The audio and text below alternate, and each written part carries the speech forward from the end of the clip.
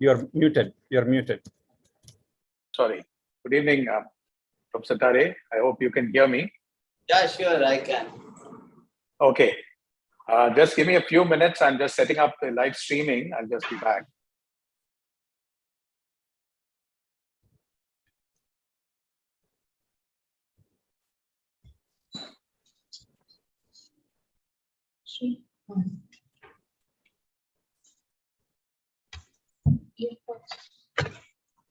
Mr. Nandakumar is a product of IIT Madras, 1984 batch. So he then served industry and then came back to head the International Center for Clean Water. I'm just telling you, Professor Tare.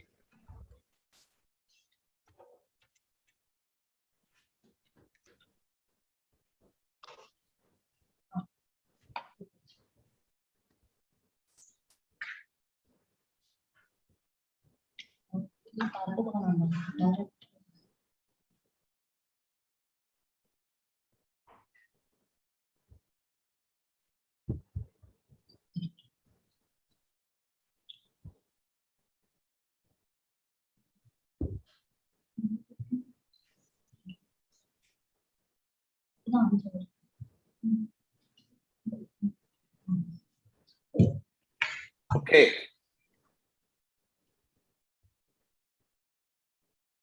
I think we are live now, and I take this opportunity to say a very good afternoon to our viewers from India and its neighborhood, and a good morning or good evening to the viewers from other parts of the world. We thank one and all for joining in our 3rd anniversary celebrations on this 22nd of April, which is also celebrated as Earth Day. This event is live streamed on YouTube, and you may post any questions or suggestions on the YouTube channel. We will review and get back to you as appropriate. We have some very interesting items on schedule today. We will start with a short invocation by 2 of our colleagues, Mrs. Kadambari Bhaskaran and Ms. Ragashri Srinivas. So over to you, Kadambari and Ragashri. Thank you. We are audible? Yes. Navamasa dhritam garbham bhaskarasya gabisthibi pitva rasam samudranam dhivo prastute rasayana. For 9 months, the sky drank the ocean's water, sucking it up through the sun's rays, and now gives birth to a liquid offspring, the elixir of life called rain. Varnagi Managi Valiyagi Puliyagi Punangi Umiragi Unmayamai Mayamai Punangi Yenadu Yenavere Udatu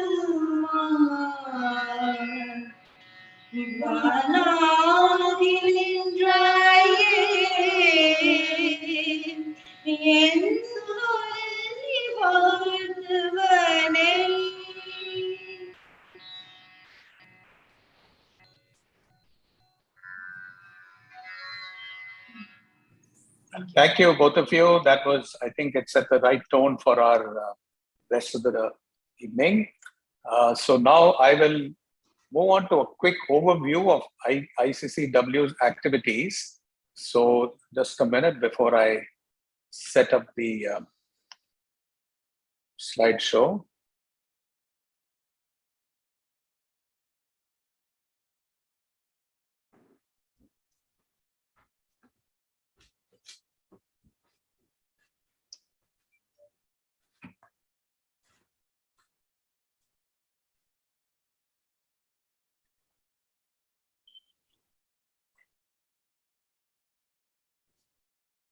I hope the slide is visible. So I will quickly move on to the activities of the past year, just to bring people up to date on what ICCW has been involved with.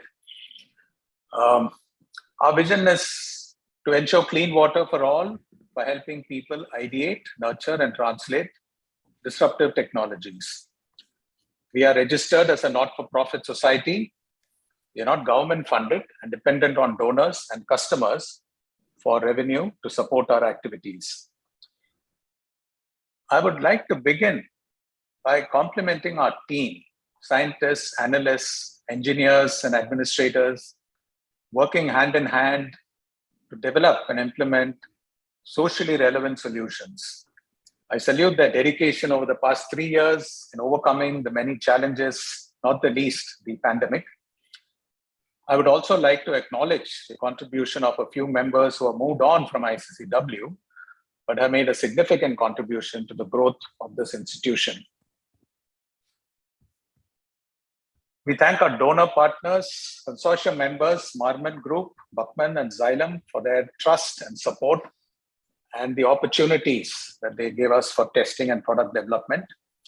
We also thank the governments of Punjab and Telangana and CSR Trusts of Indian Oil, Akamai Technologies, National Stock Exchange Foundation for funding our projects in community water systems and startups acceleration.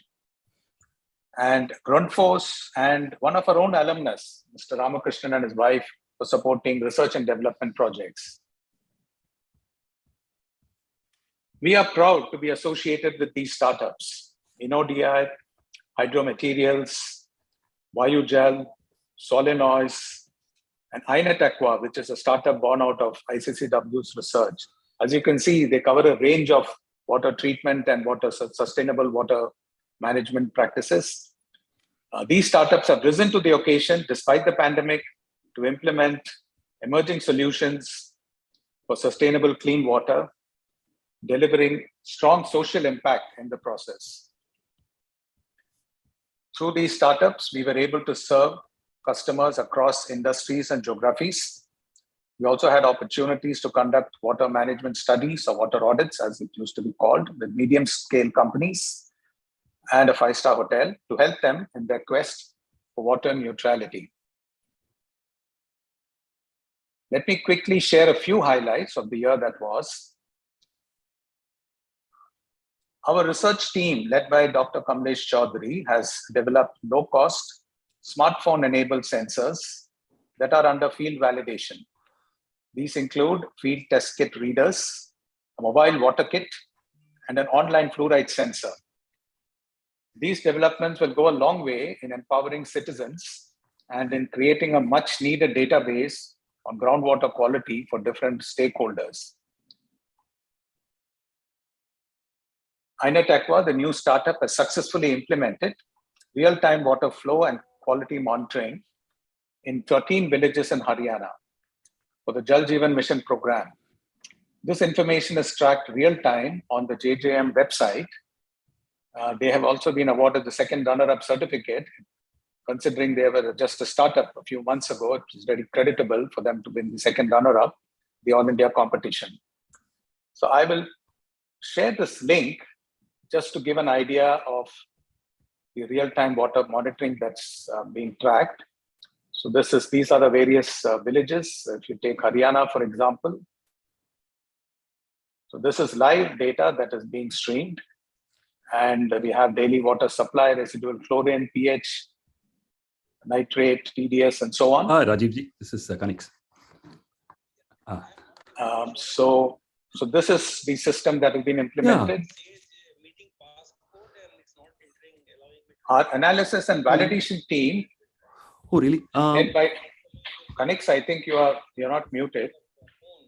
Correct. He is talking right now. As soon as he puts the mic and somebody else starts talking, I'll call him. But I emailed you just now Okay. So our analysis and validation team, led by Dr. Abhirami, has developed capabilities for testing almost any water quality parameter, whether in the lab or in the field. Many of these tests require elaborate method development and experienced hands for accuracy, precision, repeatability, and reproducibility.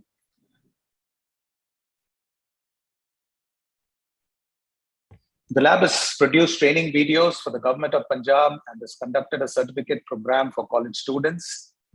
The lab also conducted technology validation for startups and established companies from India and abroad. Examples are an online ozone generator from DG Takano, a Japanese startup, and the sequential BOD reducer from India.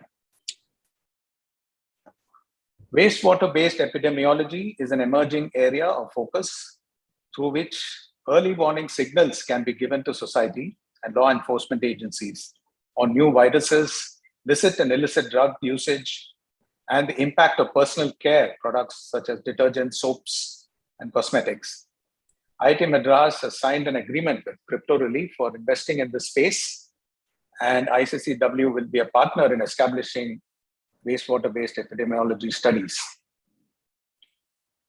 This leads us to the development of a hydroinformatics, which is led by Dr. Ganapathy Natarajan, who's developing a platform to link water data to health, environment, and socioeconomic indicators for faster identification of problems and solution implementation.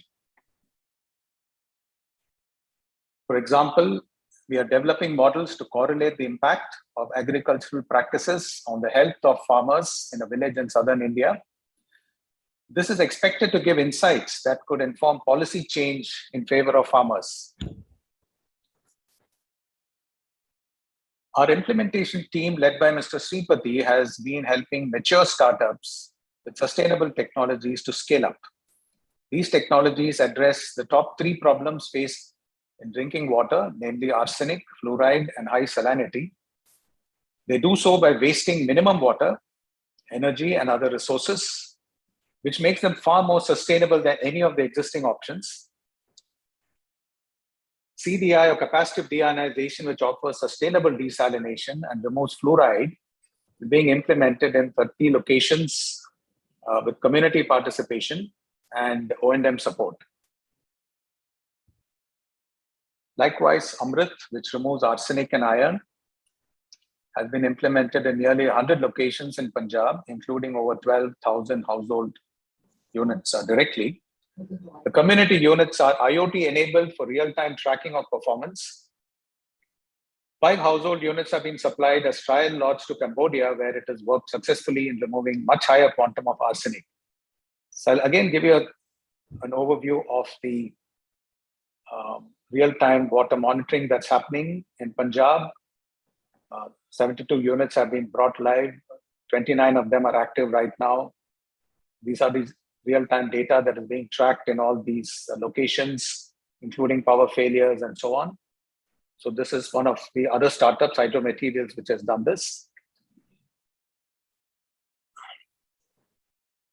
Atmospheric water harvesting, which could be a boon to high saline regions, along the coastlines, is being rigorously market tested in Odisha by Xylem. There are 2 400 liters per day units. One is connected to the grid, and the other is connected to 100% solar power. Along with humidity and ambient temperature, air quality index is also being monitored on an hourly basis to evaluate the performance in water generation, water quality, and energy utilization.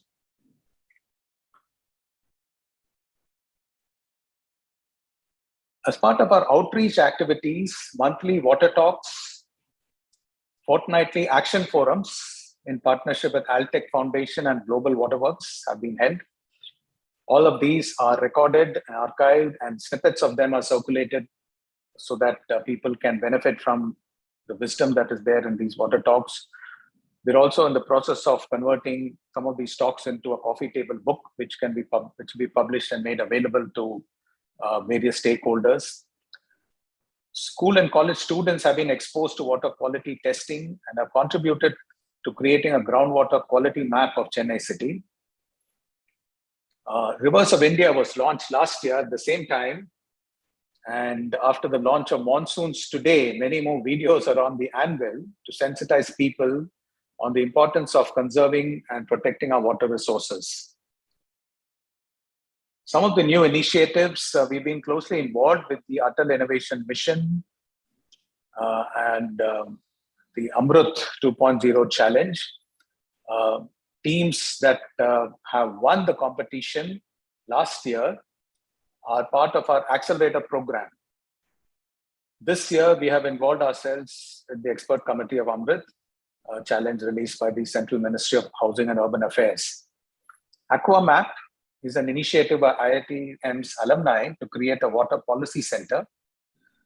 Iccw has been involved in the creation of AquaMap from inception and has now taken up a project in Nalampatti village, which I mentioned before, in southern India, to address farmers' health issues connected with water contamination from farm practices.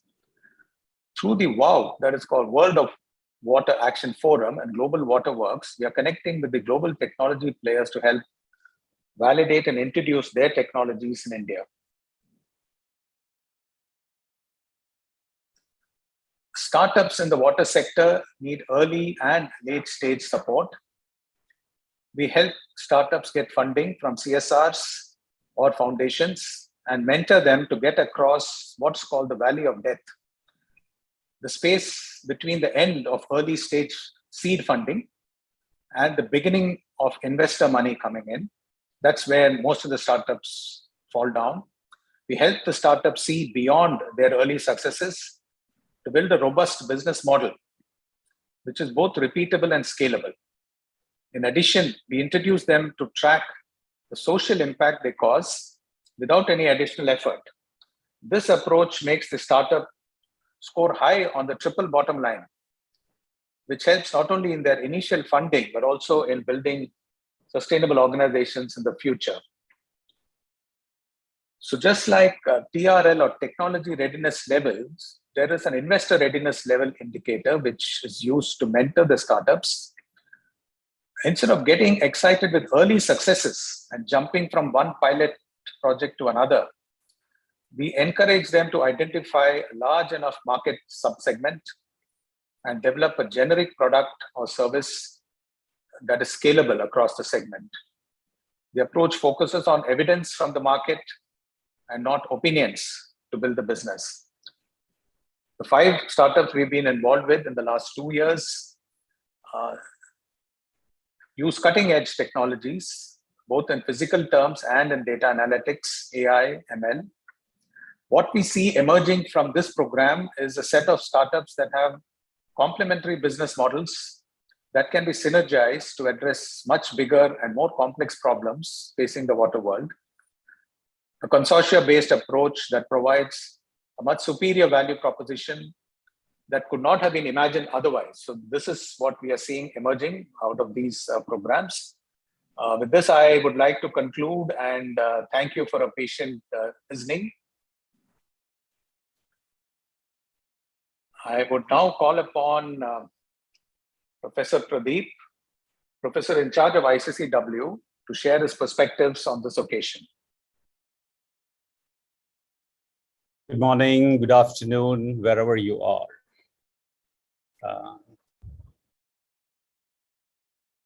We are celebrating the Earth Day, along with celebrating our 3rd anniversary. This is now the 52nd World Earth Day. And the Earth Day, as it was started in 1970 by its founder, Gaylord Nelson in America, and spread to over 193 countries today, is a very important, presenting a very important vision. That is, Earth is all that we have. Now, this is obvious to all of us, but then it was not obvious some years ago. In 1990, when the Voyager took off and took a picture of the solar system as it was just departing or leaving the solar system, just passing Uranus, it looked back and took a picture of the solar system. In its view, what it saw was a blue dot. The only thing that was visible was that blue dot. That picture is called the pale blue dot. From a distance of over 280 million kilometers away, you start looking at the solar system, you see just water. That water is our Earth. Of course, this is not just water. This is air. This is teeming life. This is all that. But as you know, 83% of our biodiversity is under threat. In our rivers, as Professor Vinod Thare, a very eminent expert in this area of our river systems, would know, freshwater diversity is being threatened. The American data suggests 83% loss. And we monitor rivers in South India. In our Bhavani River, we understand how much of our microbial diversity is lost. Well, I'm so glad that two doyens of our protection of rivers is participating in this event. I wanted Vinod to participate in this, but also so glad that Mr. Rajiv Mishra is also participating in this. What a pleasure. You know, but then when you start looking at rivers, rivers are daughters. The real mother is rain. And it is important to celebrate rain.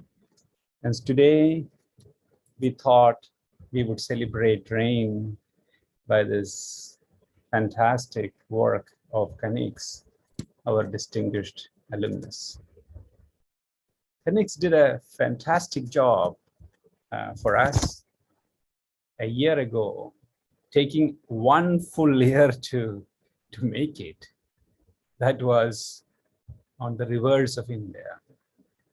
And I must have watched it, listened to that music video several times. And every time hairs stand up, and people across the world have told me what a fantastic composition it is. If you have not, please type Rivers of India from IIT Madras, and you will hear that. I would say the classic. Of course, rivers talk about many tributaries, and we should connect at one point in time, celebrate tributaries and celebrate many other connections of rivers at a later point in time. Somehow we are thinking alike. Thank you. Today, this year's Earth Day celebrations talk about invest in our planet. We invest in ourselves, and that investment has to be investment in the planet. As Gandhi said, and others have said this too, that every investment of institutions should invest in future in our planet. And that investment is the greatest, that if you start thinking about investing in ourselves and the greater planet, including all the ecosystem, the smallest of the small, everything that is on this planet, that would mean greater democracy, as Ambedkar would put it. So celebrating Earth is also celebrating democracy. It's also celebrating our ethos of the nation. So there is so much more to say about this, but I will only mention one more thing. That is, this generation is the environmental generation or the climate generation. And this generation has far more responsibilities than probably our generation of 60s and 70s generation. Some of you are 50s too, that generation. We saw when I first went to the US and got the smell of carbon, the exhaust, I saw development. I said, wow, what a development. And I know colleagues and others would have felt this, that enormous field of development. Soon came the understanding of development and its appropriate corrections. Tomorrow, the environmental decade and the climate generation should create technologies. They would protect the environment, inherently protect the environment. So that technologies and implementations would be the legacy of this generation. And therefore, this generation has far more to do. And our generation has also much more to do in terms of equipping the current generation to prepare for that world. And I know that people like Vinod Tare and Rajiv Mishra are doing the best in empowering this generation to walk along the right path. And I'm so glad to participate in this, especially with these gentlemen, when Kanix is going to tell us more about the monsoons on this wonderful day. ICCW is looking forward to greater involvement. Thank you all. Yeah, thank you, Professor Pradeep. I remember the blue dot that you mentioned before, and it's also shocking to see 83% of biodiversity under threat. We need to invest in our planet, and reverse is something we have already promoted. Hopefully the monsoon video will have an equally, if not better, response. Now, the next address is by the chairman of ICCW, Professor V. Kamakoti, who is also the director of IIT Madras. Professor Kamakoti is traveling and was not sure of his connectivity. Hence, he has graciously sent his message through a video clip, which I will now play.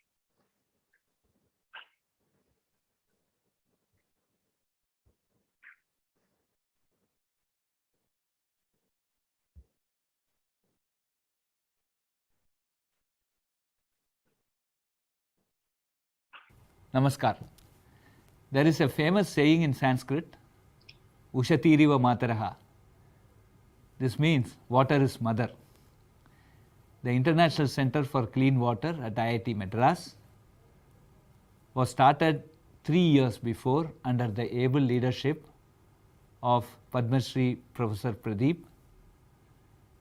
It has been working on issues related to the water landscape of our country, specifically looking at water distribution, water availability, and water contamination. Interestingly, they had developed several techniques, cost-effective techniques for removing the contamination in water and providing safe drinking water. Interestingly, to spread the awareness of water as an important natural resource to the public, the ICCW has released a video, a musical video titled Rivers of India. This video was completely conceived and directed by one of IIT Madras distinguished alumnus, Kanix Kannikeshwaran. The video was followed up by another video on rains. Rains being the source of fresh water. The ICCW is entering into its 4th year. I wish all success to the center to continue this most important and yeoman service to the nation. Thank you. Thank you, Professor Kamakoti, for your message. And we look forward to continuing what we have done in the last 3 years. It is now my pleasure and privilege to invite Professor Vinod Tare. Dr. Vinod Tare is a professor of environmental engineering and management at the Indian Institute of Technology, Kanpur. He's a civil engineer, obtained his master's and doctoral degrees in environmental engineering from IIT Kanpur, and subsequently did postdoctoral research at the Illinois Institute of Technology, Chicago. Dr. Tare has guided numerous master's and doctoral dissertations. He was the chairman of the India Water Impact Summit 2013, held at the India Habitat Center, New Delhi, and the International Conference on Water Harvesting, Storage and Conservation, 2009. Dr. Tare is consultant advisor to many government organizations, NGOs, industries, and institutions. He has developed environment-friendly passenger coach toilet system, which is being deployed for Indian Railways, communities, houseboats, and the Kumbh Mela. Dr. Tare is presently leading a consortium of 7 IITs for the preparation of Ganga River Basin Environment Management Plan to be submitted to the National Ganga River Basin Authority, chaired by the Prime Minister. He will be talking about playing with water and water bodies for life and for business. Over to you, Professor Tare. Namaste.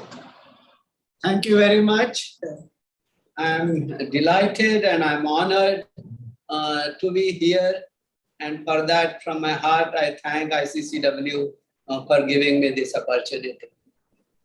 I chose to speak on how do we play with water and water bodies, because that's what is very important for us to understand. Science is important, but I look at it more as a game that we are playing.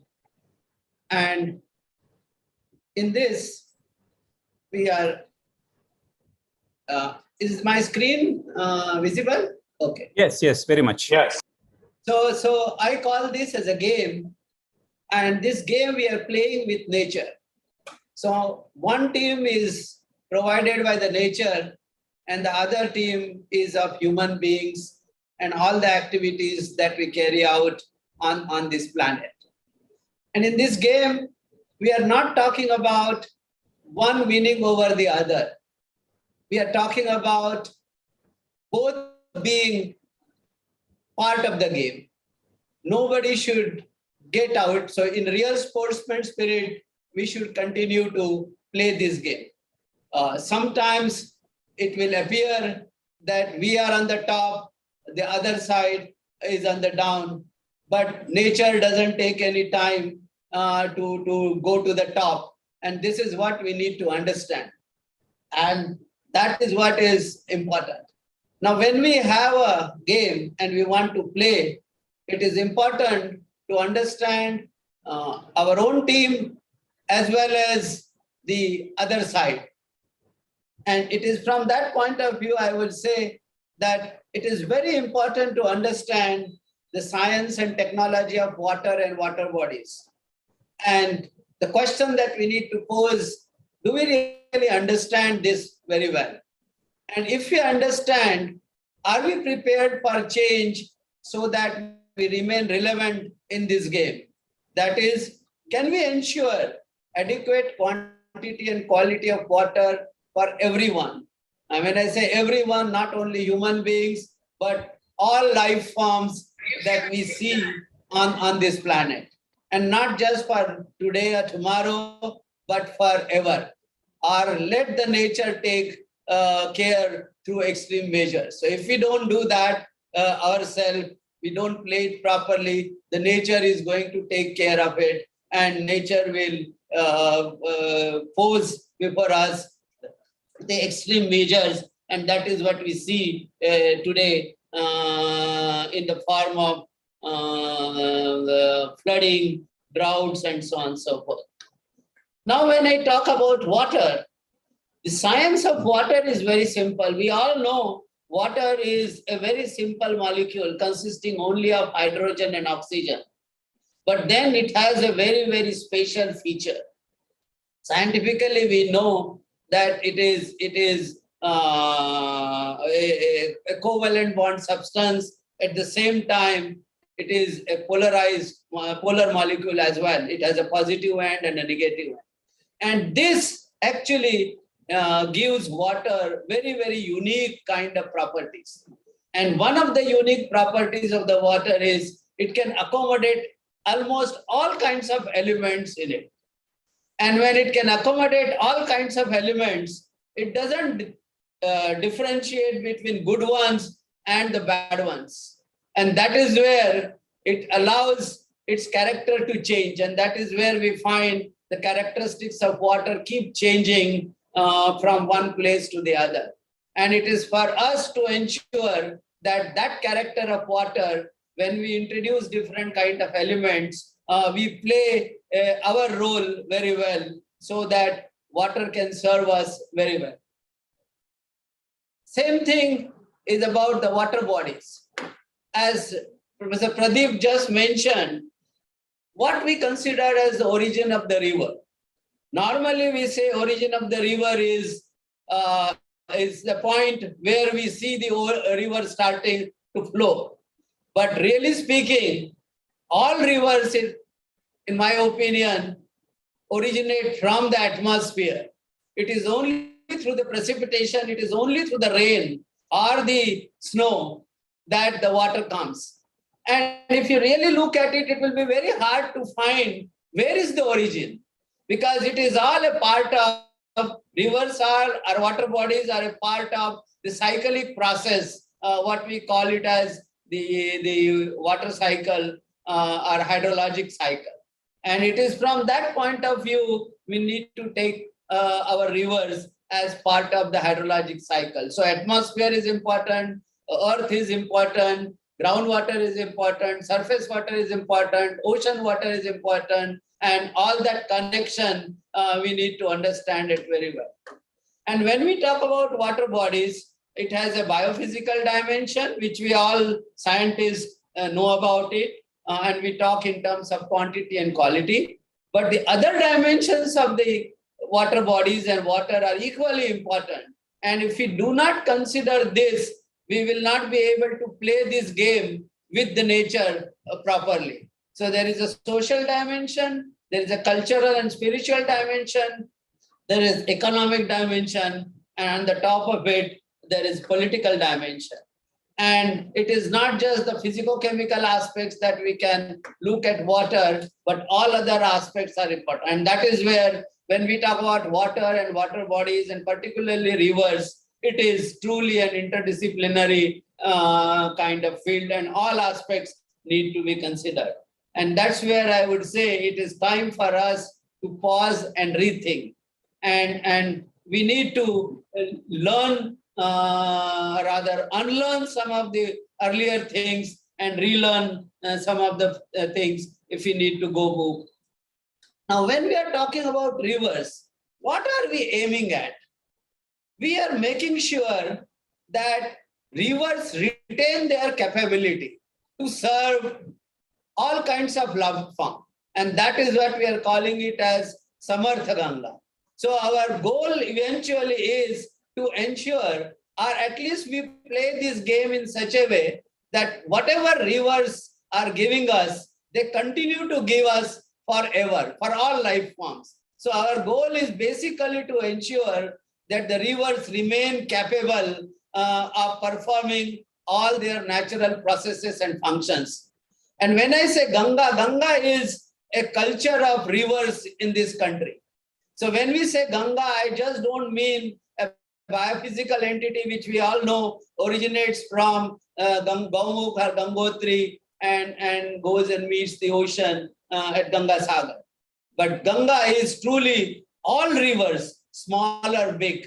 And what are we looking at? Each river, we should ensure that it is Nirmal, it is Aviral. And this can only be done if we understand about rivers, that is, if we have knowledge about rivers, which we call it as Gyan Ganga. But all this cannot be done unless until we connect people. And that's why equally important is Jana Ganga.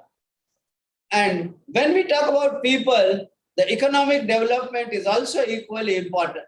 So what we are talking about, the river conservation, we cannot think of river conservation unless until river conservation and development are synchronized. And that is what our Prime Minister has given us the challenge of what we call it as Earth Ganga. So this I considered as the 5 pillars for restoration and conservation of any river, whose target or goal is essentially to make sure that rivers are capable of doing their natural processes and functions. And in that way, they can continue to serve all life forms forever. This is all in brief, we can say we want to do. And in that context, it is important to understand that the river conservation and development have to be the 2 sides of the same coin. And if you want to do that, we need to make sure, of course, what Professor Pradeep presented, very, very impressive science and technology developments. So we need to use all modern science and technology. But when we are dealing with nature or playing this game with nature, it is also equally important to keep in mind our ancient literature, ancient knowledge, and traditional wisdom. And this has to be the guiding principle if we want to restore and conserve river and the planet as a whole. We need to think globally and start acting locally, and also in true spirit believe thee. So our Prime Minister has led very important, I can say, policy statements, not only for India, but for world in general. That how should we, if we need to remain relevant in this game, we need to believe, not only believe, but also start implementing these basic principles in our developmental process. When we want to look at restoration and conservation, obviously we need to have instruments and driving mechanisms. One of the important mechanism, which I think is our faith belief. Okay, and we all believe in rivers, we all believe in nature, and that is very good for us. Either fear of that or faith or belief. We also need solutions in terms of science and technology, but as I said, the modern science and technology need to be applied with traditional wisdom and appropriate mix of traditional wisdom and modern science.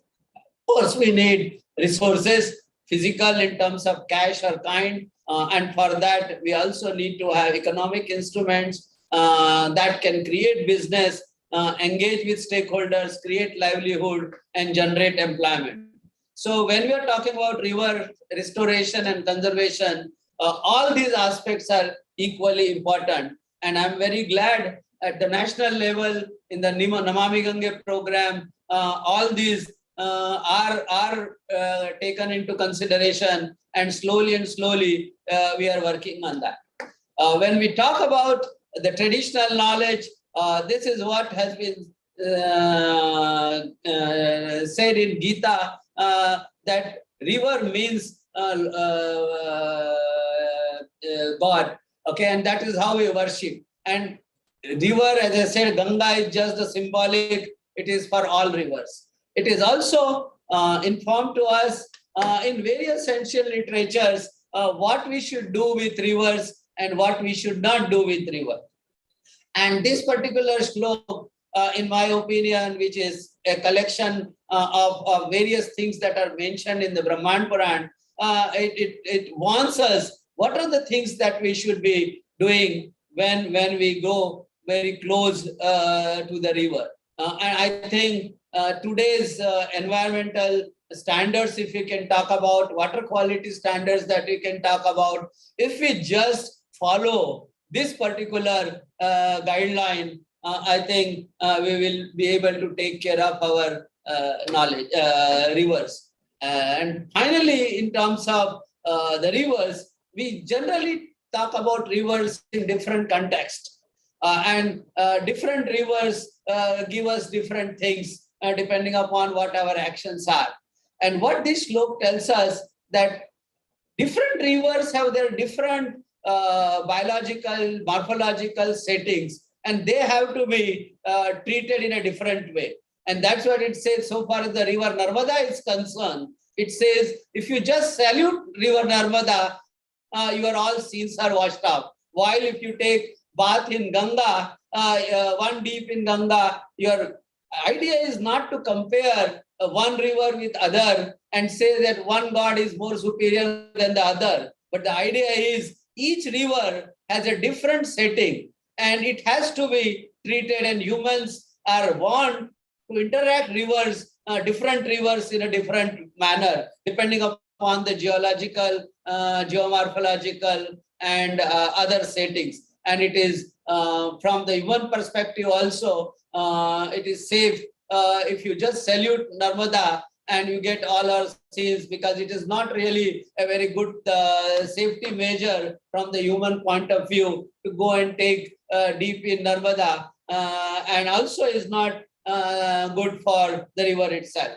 And when we are talking about rivers, of course, we should see the rivers from the top level, that is the top order river. But if you want to clean the river like Ganga or a higher order river, we need to create our base. And this is what Professor Pradeep also mentioned. Every small river, every tributary, unless until that is taken care of, we will not be. So if you want to implement, we need to really construct the right kind of pyramid. We need to start from the base. We cannot construct an inverse pyramid, start creating, constructing from the tip and then go to the base. We need to start talking about creating the base itself. Last example that I just want to give, we of course want to make sure that every individual, every household gets tap water. But it is also important to realize that when we have a tap, every null is responsible for creating a Gandhi Nali, okay, a dirty drain. And it is equally important for us to ensure that that dirty Nali is also managed properly.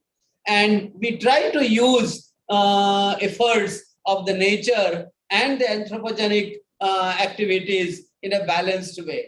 So how do we manage? So not only we create water for ourselves or clean water for ourselves, but we clean water for other life forms or other rivers. And we should be able to optimize efforts of the nature and man-made techniques appropriately. And I'll just end with a small example. We can start this from our household. And this is an example of, you can call it, if you want to call it, as a sewage treatment plant. It is part of my house premises in the campus that I live. You will not believe that it is a sewage treatment plant. It is a facility which can also give you aesthetics and also gives you an opportunity to look at a river. So we have constructed a small artificial river which is fully managed or supported by the wastewater or the sewage that comes in from the household. So the outside periphery that you see is a small channel, and we have all kinds of life forms. This is what we expect the river to have. So our ambition is that every individual, whatever level that is possible, community level, we should make sure that every drain or every nali that flows in front of us supports the aquatic life. And if we can attain that, I'm sure we are playing this game of water and water bodies very well. So I just gave you a glimpse of what I can give in 15 minutes in the limited time. I need to respect the time as well. But at the same time, I thank the organizers for giving me this opportunity, and I would be grateful if we can continue this association. And the last that I want to know is, if you want to make sure that our rivers are and water bodies are conserved properly, it is very important to understand the science of water and water bodies. It is equally important to communicate this knowledge to all stakeholders. And when we talk about water and water bodies, after all, it is our resources, and there are several demands of these resources, and we need to come to a situation which is helpful for all. We can sustain, we can remain relevant in this game only when we negotiate, come to the table, and the negotiation can be very meaningful if we understand this and communicate this. So we should we should give importance to these three important steps: understanding, communicating, and negotiating. And if we can create a proper database, understand all our rivers, and then communicate and distribute our resources, allocate our resources appropriately. So can we start this movement, know your river and river basins? Can we have a movement for this, wherein we understand our major rivers, but we have lost probably track of the small rivers which are used to flow probably through our villages or through our towns. So can we take everybody along and create this movement, and to start with, at least catalog all the water bodies and rivers, and make sure that the next generation is given this information so that they can take care of this. With this, thank you very much for giving me this opportunity. Namaskar. Thank you, Professor Tare. There were so many pearls of wisdom in that. I really don't know where to start, but you started with a game and you said play by the rules to remain relevant. Otherwise, nature will reject us and make us suffer floods and droughts. That's one thing I got. And you also nicely portrayed how precipitation is the only source of water, even for the rivers, and how science and technology needs to be applied with traditional wisdom. This is something that we have also tried to bring out in the video that you will be screening soon. And somewhere you talked about worshipping rivers, but the rain, which is also the source of rivers, and how do we make clean water available for other life forms? I think that's something it's generally overlooked. There are so many other life forms that are there on this planet, and today being Earth Day, we must remember all the life forms that are there. And you ended with Start a River movement. We would like to take you up on that. I think this is just the beginning. We would like to continue our association and see how we could work together in making this place a better planet for our future generations. Thank you very much once again, Professor Tare. So now I would like to invite my good friend and, as you heard, distinguished alumnus of my batch, Dr. Kanikeshwaran. He's well known to ICCW by now.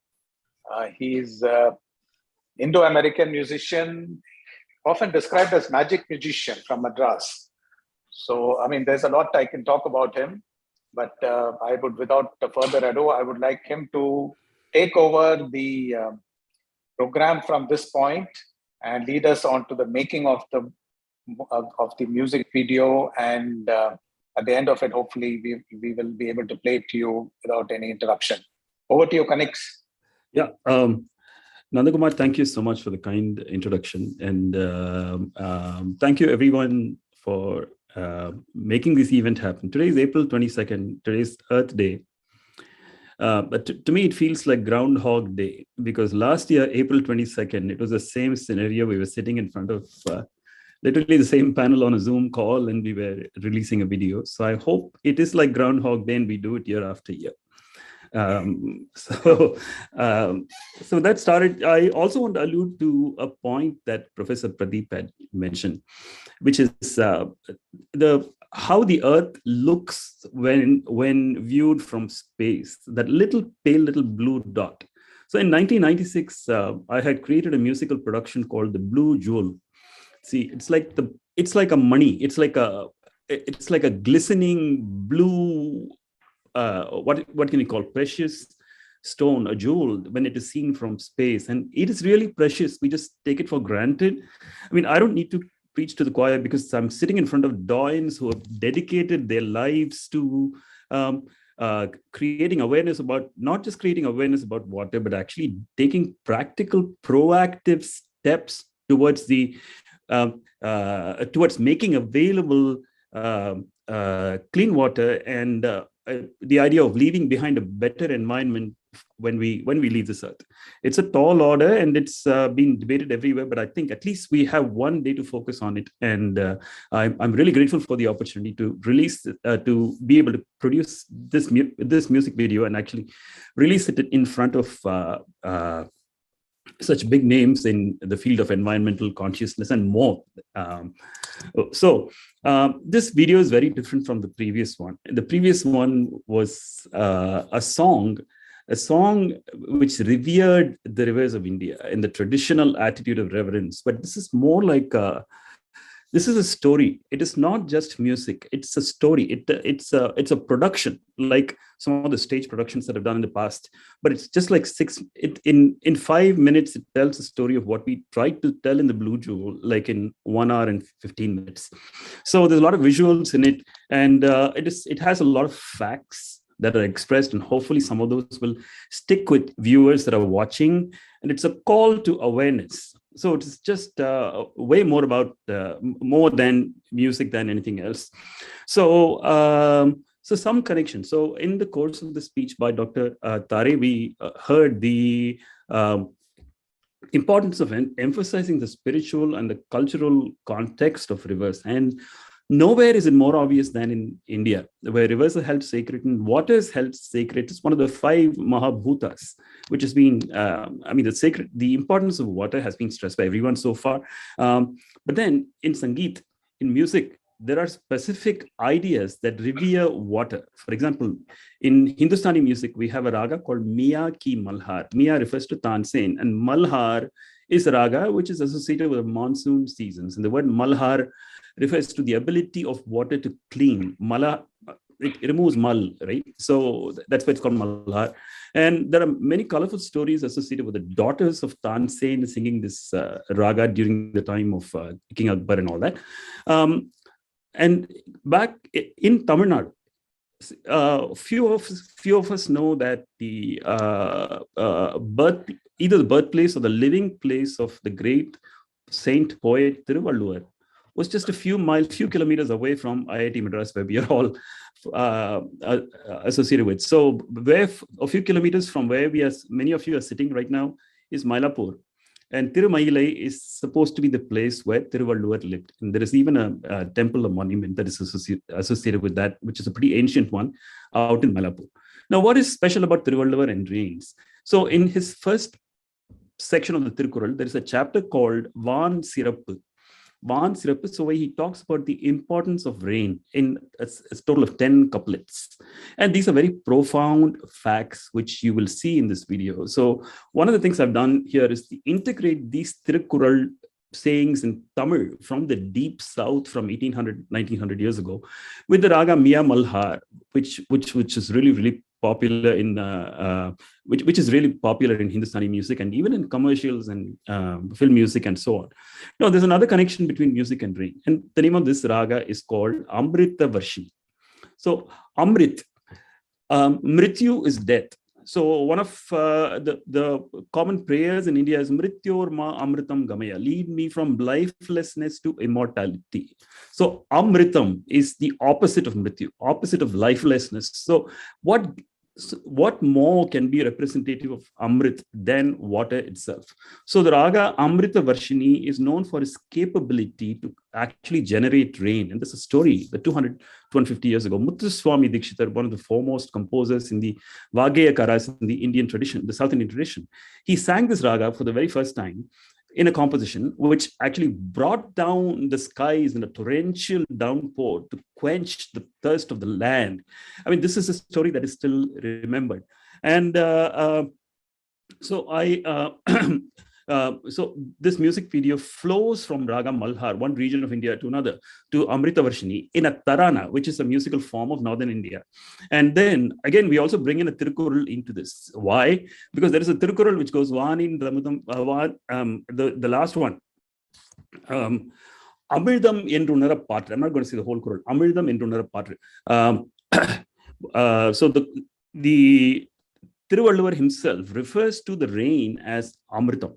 So the connection between Amrita and Varsha has been established 1800 years ago in the Tamil-speaking region, where it is celebrated as a raga for some 250 years ago. So we bring all these facts together in our very own Chennai, where the Kural is associated with into this kind of a video.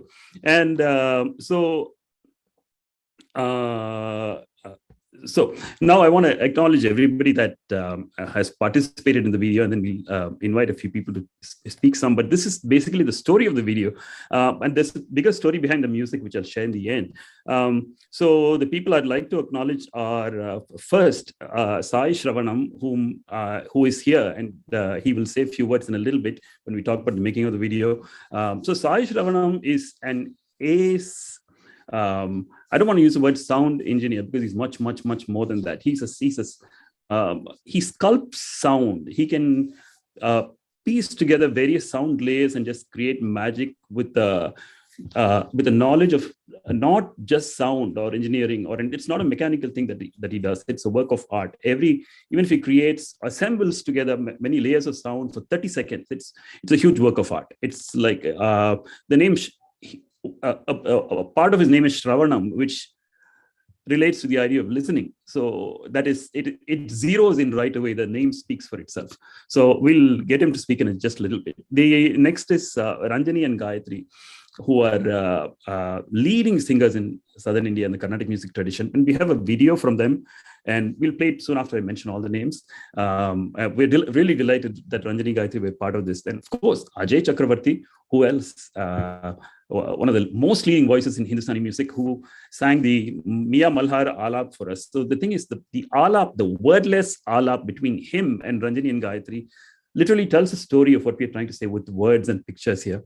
And then the Tirukural is actually chanted by Thiru Solomon Papaya, who is, for those that are familiar with Tamil TV and debates and all that, he's a very well-known person. He has acted in a couple of films also. A scholar, a major scholar who's published works on Sangam poetry and other works, and a very personable and wonderful person. I have interacted with him in person, and it was a privilege to have him on this video, just like having Ajay ji and Ranjani and Gayatri. Then, of course, Kalakshetra.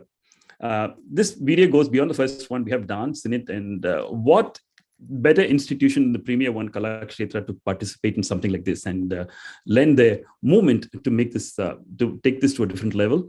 And then Bharat is a silent worker who worked behind the scenes to get the video footage. Like when I called him one day and said, hey, this is on this particular date, something is happening in Mylapore. Can you go and get some footage of that? He never said no. He went and got that footage. So the process took a long time to complete the video, but in a way it was a blessing in disguise, because we were able to run into this festival where we were able to get some images. And that is very relevant to Thiruvalluvar, as we're going to see. And then finally, again, two silent, unacknowledged voices, my very good friends, Mayur and Savita, who have sung not just the supporting voices, they sang the track vocals to get the lead vocalist started. And you will hear the Tirukural verses in perfect diction in their voices also. So at this point, I'm going to invite Nandakumar to play Ranjani Gayatri's video. So.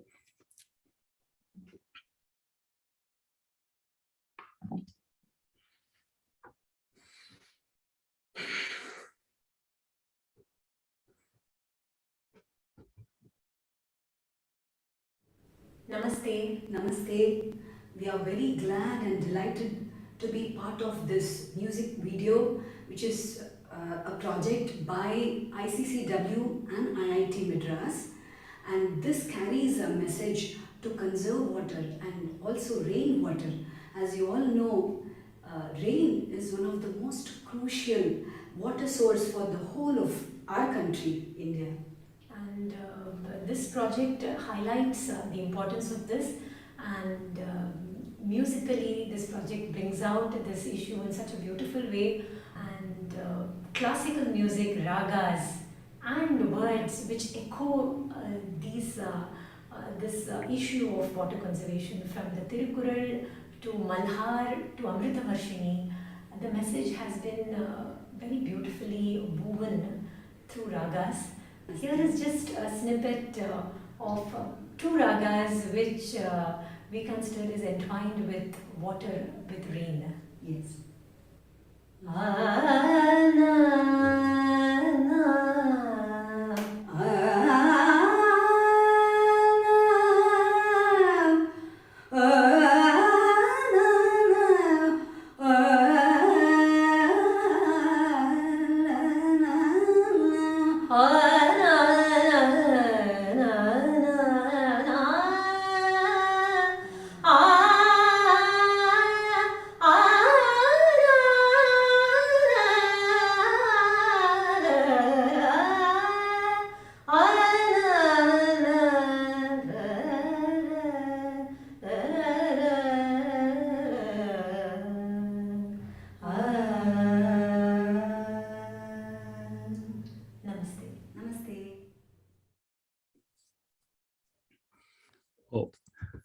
It was nice that they were able to send this message, although they were not able to participate in person. So,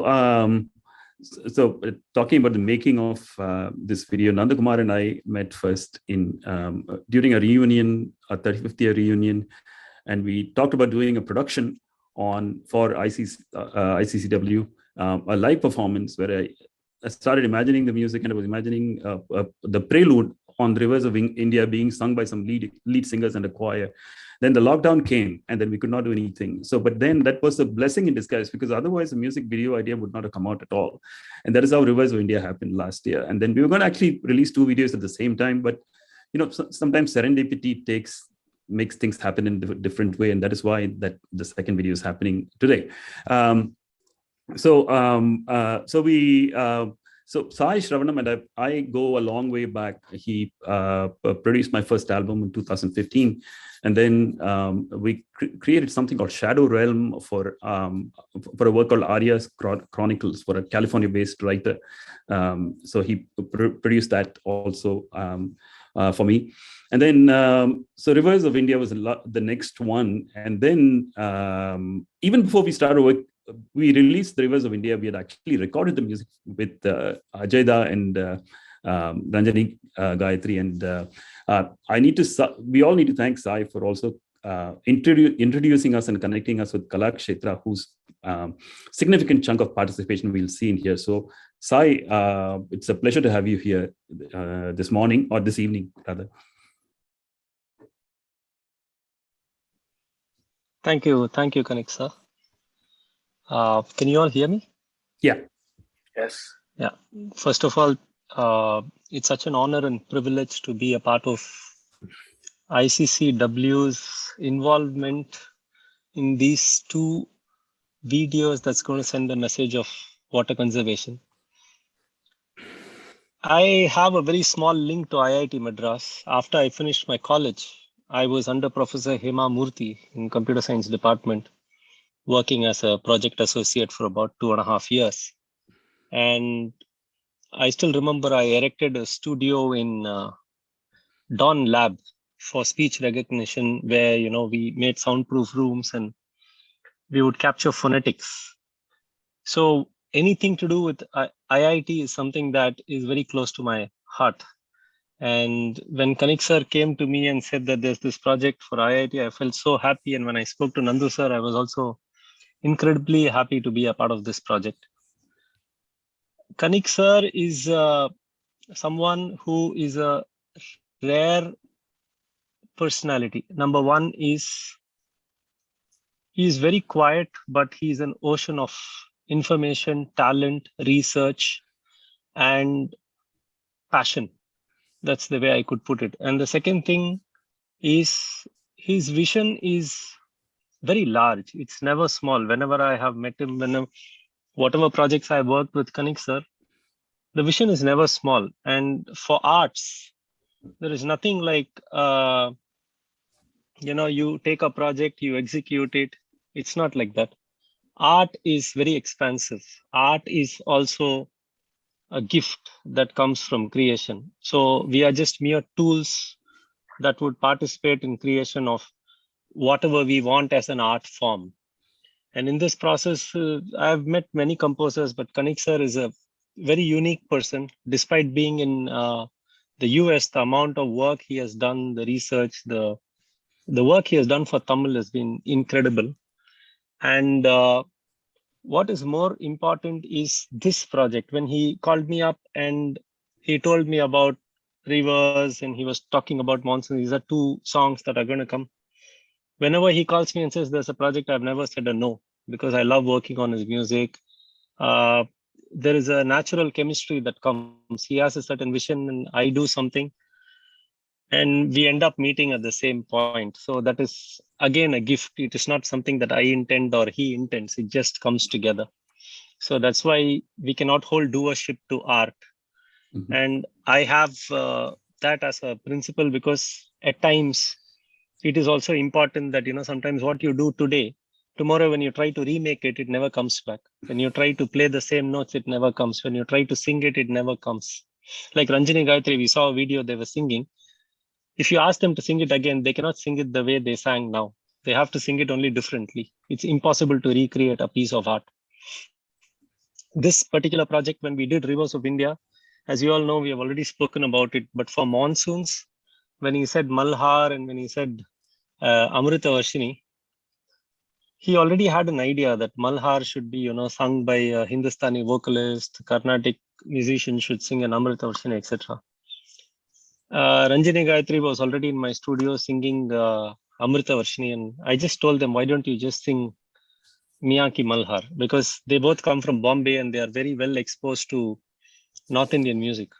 The way they sang it was so beautiful. It was raining in my studio, to be very honest. That day was literally a downpour of musical notes.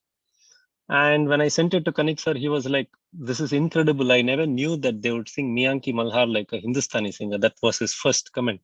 I said, sir, there is no Carnatic or there is no Hindustani, and art is something that once you go into it, there is no form name. We divide it into different because of regional factors. Anyway, so that happened, and we had approached Pandit Ajay Chakravarti, and he was also very kind to participate in this project. I also would like to acknowledge Sri Ganapati, who played the Mridangam in this project. He was a very key element who was supporting the Amrita Varshini part.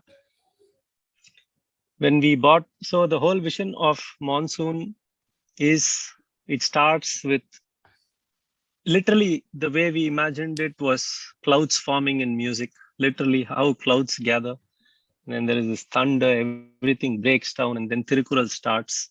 That was the way Kanik sir had envisioned it. He had already sent me a track. So how he usually works is he sends me a blueprint of what his vision is and his composition is. So it just comes to me, and all I have to do is now decode it and give it a form, bring it all together. I don't just sound engineer, I also produce music. So I play the tabla, I play the keyboard, I do the arrangement. So my job is to put everything together.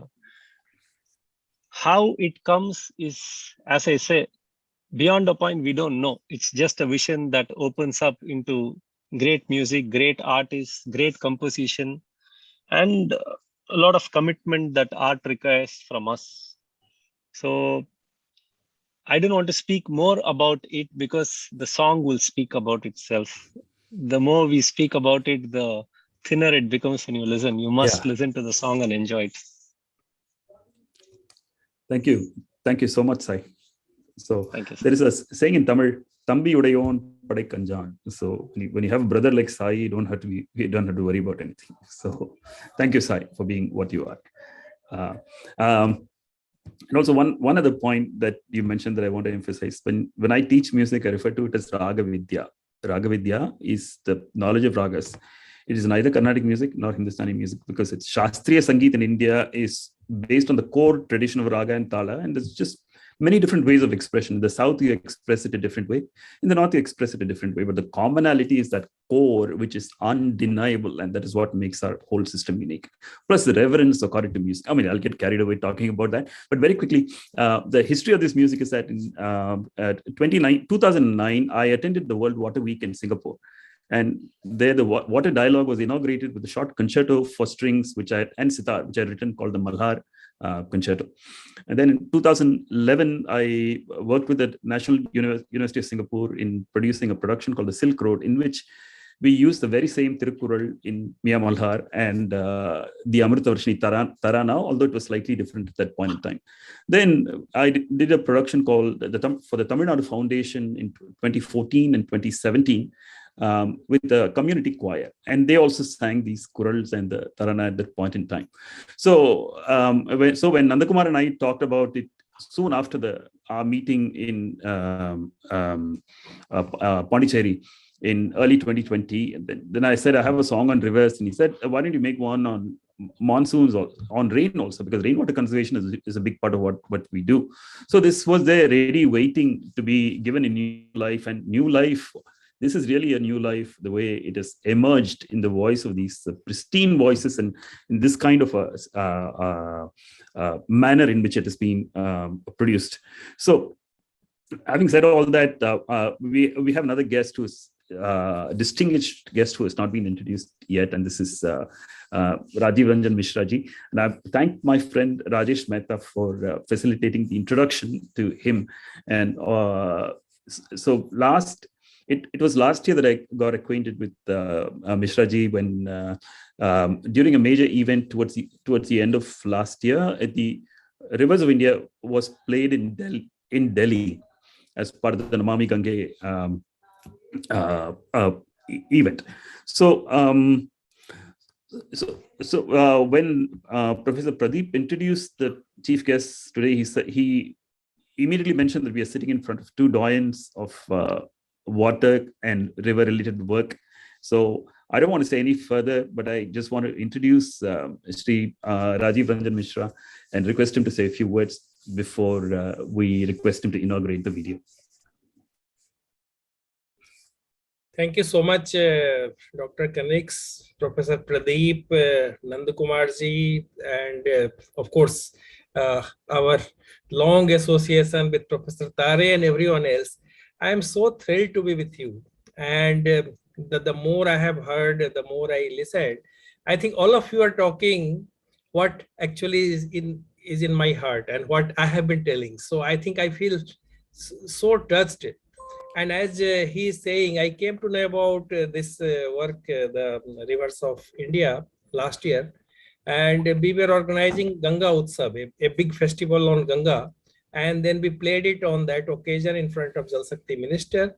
And this was a very important stone for us, a stepping stone for us, because for the first time last year, we went from Ganga Utsav to Nadi Utsav to extend what we are doing in Ganga to all other rivers in the country. And then this song was perhaps the best thing to start with, because we have a lot of things on Ganga, a lot of Namami Ganga anthem is again, I think there was a talk about North and South coming together. Our Namami Ganga anthem is another great example of that, because Tricur brothers have composed and sang it. I think again sitting in Tamil Nadu, they have done great justice for Sanskrit and Hindi, and it's sung in a very different style. So one is really very fascinated. And what ICCW is doing, I am really fascinated because, and what Professor Tare also said, it's a great combination and amalgamation of science and arts. I mean, you are doing research, you are helping startups. I think I don't have to go into details of that. So you are supporting several scientific and technological endeavors, but at the same time, you are also working on public outreach, and a very, very effective way of doing it is coming up with this kind of music video. So I am really very, very happy. Now, few thoughts I will just very quickly share, because I think by now all of you have said right from blue dot is really blue jewel. I think I will like to call it our blue jewel, because there is nothing more precious than water. And I am also very fascinated that this video will be giving us a lot of wisdom from the Tirukkural, because if you look at that, there is so much of deep understanding of water, and there is a great wisdom about water and nature. I think one quote I had remembered, especially because talking of rain, as the earth lives off the sky's bounty, rain is praised as the nectar of immortality. Because rain is the real mother. Rivers are also our mother. I mean, we also revere them. But ultimately, as Professor Tare also showed, I think it's coming from the rain. So I think, and it's all a complete water cycle. River as a clearly defined object with a beginning, a middle, and an end is our human fabrication. I think we have understood like that. But in nature, actually, there is no great division. As a natural phenomena, they are all part of Earth's great water cycle. I think we all used to learn about water cycle in our school, but unfortunately, as we graduate and as we start developing, sometimes we forget the fundamentals. So I think that is the thing. It's basically endless succession of clouds, rain, mountains, snow, glacial melts, all of them make it. And that's why I think Professor Pradeep rightly said, Namami Gange mission, or what Professor Tare said, it's all a system of tributaries, water bodies, springs, wetlands, then only we can perhaps go ahead and do it. I am also very much concerned and touched by one of the things which you said, that we are in the climate generation. I felt it yesterday after I came back from Singapore, and great that you also got this idea from Singapore Water Week long time back. Then I attended one program, one training program. I went to the closure of that program yesterday, and there was a young participant, less than 25 years old. That lady is a student from TIS. She said, sir, what wrong we have done, our generation. We are very much concerned that what will happen to our generation, because we are seeing the impact of climate change, and perhaps in our generation we will see the worst kind of situation to happen. So I am in a panic. So I think some people started laughing in the classroom, but I think this is the generation and this is the thing concern which we have to see. And that's why, as someone very rightly says, if climate change is shark, then water is its teeth. So I think the impact of climate change will be actually felt in the water cycle. And that's where perhaps these kind of endeavor, what you are doing, what we are all trying to do is the right kind of thing. Knowing your river, the public outreach is very important. And as Dr. Kanik said, that the previous video, the Rivers of India, was touching upon reverence. I have been talking in Namami Gange other program. Actually, we have to use reverence. We have to leverage reverence and then go to the duty. Typically in Hindi, what we say, Astha se kartabya ki yatra. From your reverence, from your faith, you have to move to responsibility and duty. So I think I'm quite sure that this today's video will be helping us in moving in that direction. And I really congratulate the whole team, the great artists. I think I need not, everyone's name need not be said, but it's a great work. And I'm really very fascinated. I'm really very touched with the kind of thing which is happening. I think these are the things which will actually change the environment. Last few years, I have been associated with all these missions and all this work. And I see a lot of hope among the young generation. When we started a kind of quiz, Ganga Quest quiz is still going on, online quiz, it's operation. I think I didn't expect that more than 1 million people will participate. So I think this is something which gives us a lot of hope. And this climate generation is having a kind of fear, but this generation is also our hope. And then our duty is to use our knowledge, our faith, our motivation to put them on the right track. No panic. They should have a kind of resolve. Same thing, Astha se kartabya. So I think I'm quite sure this particular video will actually help all of us in carrying forward this mission and motivating people, joining them into this movement, and then carrying forward the task of rejuvenating rivers, conserving water, and saving the planet. And Earth Day there could not have been a better day to launch this video than Earth Day. Thank you. Thank you so much, Mishraji. It's lovely to see the book on Ganga right behind you. Yes. So that's a perfect backdrop for this conversation. So I wanted to thank everybody whose names have been left out in the process of making all this. And one other thing that struck me is that what we are doing as artists is just a drop in the ocean, literally. And every now and then we need to remind ourselves, at least I remind myself that the 70 or 80 years of life on this earth is just a mere speck in the passage of time. And whatever we are doing we are only a conduit, and we really cannot take ownership over it. And in that space of surrender, I'd like to request you to release the video. And before that, I want to really, really thank Nandakumar for making the whole thing happen. If there was one person who took a stand for this over the last 2 years, it is my dear friend Nandakumar from my good old IIT days. Thank you so much, Nandakumar. Thank you, Kanix. I was a spectator and I was a peripheral participant, but I think I was privileged to be a frontline, spectator on this, and it has been fascinating. This 2 years. So I think the time has come now for unveiling the video and launching it. So Ranjan Mishra ji, I'm trying to create some drama here, so please forgive me if it doesn't go well. So what I'm trying to do here is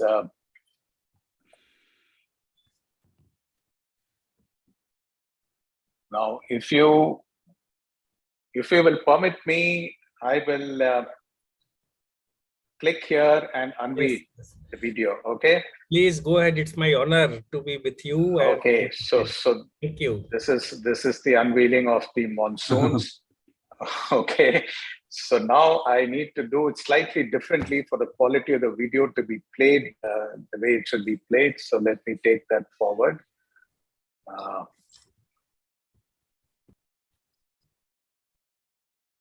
Here we are.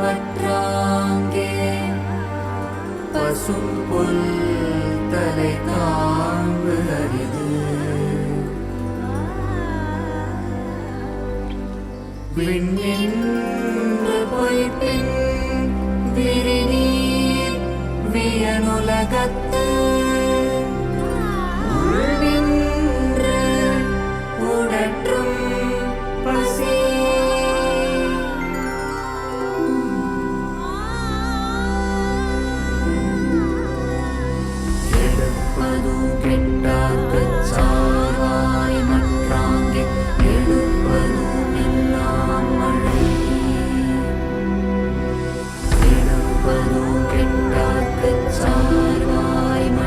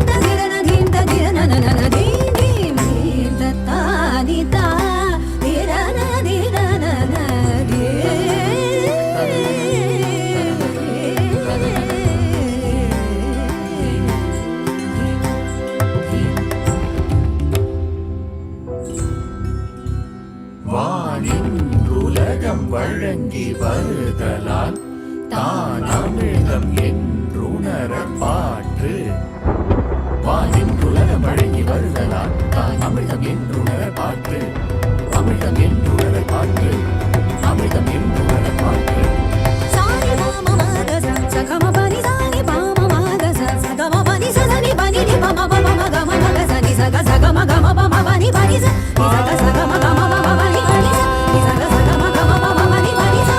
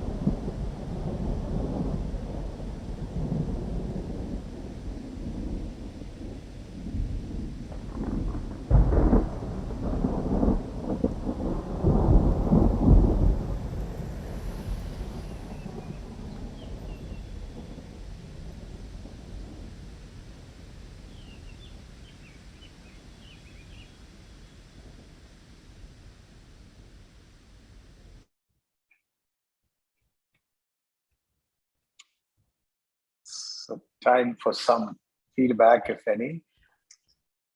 Connects, I think, Shai, both phenomenal. I think my own hearing it for the first time, every beat has gone synchronized till the end, the last thunder in the end.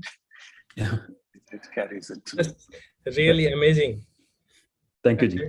And the captions also, there's a lot of details also. So as I think as you said, and I has guessed, this would have a lot of impact in actually driving people with the correct message. But thank you. Really wonderful. Thank you, Ji. The thunder is resonating even now, and it is coming again and again and again. Yes. And as was said by Rajiv Mishra, one has to probably watch that, absorb that information along with the music. We were lost in the music, and so we were not having time enough to read that. So we need to watch that. And what came to me immediately was that if that is the wisdom of Kural, we have so much of wisdom out there in many other forms and any other languages, many other. Yes. All of these, if we start absorbing into monsoons, into rivers, this will then be a great people's movement. Yes. And that is what Namami Gange is all about. And that would take to millions more, right? Far more. Yes. There is so much in our folklore. I went to release a book. The name is A River Sings. I wrote a book, so I also get invited to release some other books. So I think 600-page book is basically collection of folklores of Kumayu and Garhwal area from Gangotri to Haridwar. And some of those songs have so much of understanding of climate change. I mean, they talk about forest fire and water and the kind of relationship of different elements of nature. It's amazing. I mean, how those people have written and then they have been singing it since generation to generation. We have to just understand and take it in the right way to the people to really convince the modern generation and learn from that. Yes. Okay, so we know you have some thoughts. Okay, sure, certainly. Muted.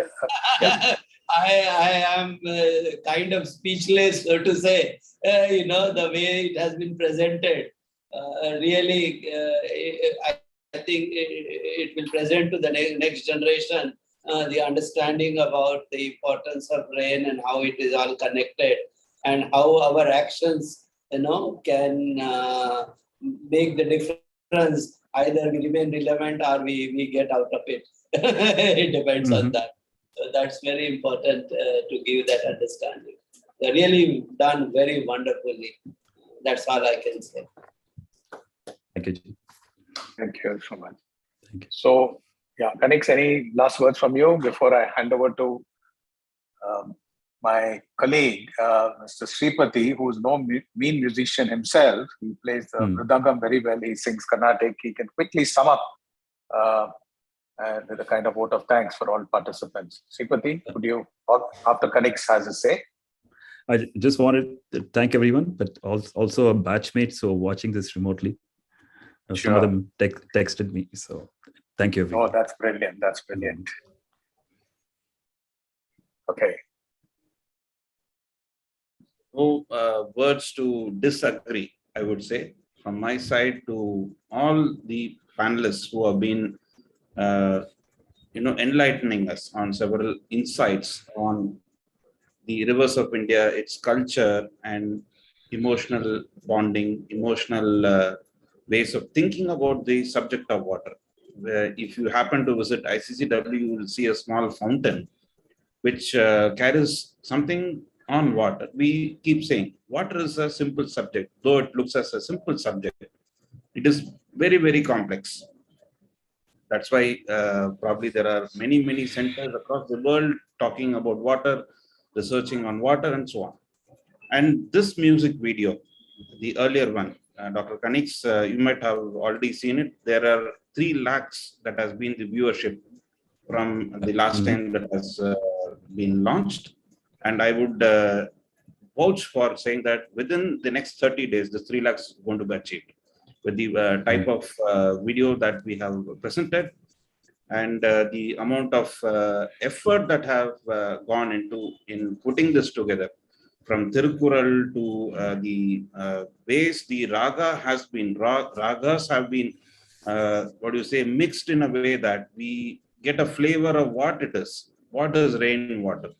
As an implementation person, I have been traveling across the world, and particularly in India, the message has to be very, very, very simple. And I hope this message is the simplest message anyone could grasp. Like Professor is mentioning, it is great to absorb these kind of messages easily. And probably, as Professor was mentioning, it has to be listened, it has to be heard as many times as possible to get that message again and again. It's not only the sound of the thunder and clouds and all that, but the message of what it is, how you have been, quoting it as elixir of life and all that. People have to see that. People have to absorb that as many number of times. In our journey so far, we have been trying to go to people and make them understand what it is, what it is, what it is. And probably this is the simplest message people can be exposed to quickly on the subject of water and quickly understand the importance of water. That's how I would like to sum up. And with great reverence to Mr. Shai Shravanam, I would request a small chance in the next video if possible. Since Nandakumar introduced me, I am also a musician. I play mridangam. I probably can contribute to this cause at a much larger level, if you would agree, if you permit. So thanks once again to everyone who have taken so much of your time. Appreciate your involvement in getting this video launched, Dr. Rajiv Ranjan Mishra, and the amount of work that you have already done on the Namami Gange. Professor Tare, the way you describe the Ganga is not only the river, it is several aspects attached to it. And people have to understand the tradition, the culture that we are in today. And we always keep looking to the West, which we have, we don't really understand what is there in our own society. Like Professor Pradeep mentioned, Tirukural. Just like Tirukural, there are several other people who have done so much work on the subject of water, or maybe the environment, or the climate change. Everywhere it is getting connected in some way or the other. And probably we as youngsters, Ragashri and Kadambari, invocated this entire session today. They have been in this journey. They have been learning something. They have been trying to do something, and this is the best platform, I would say. I also commented on their very short performance today, hardly a minute.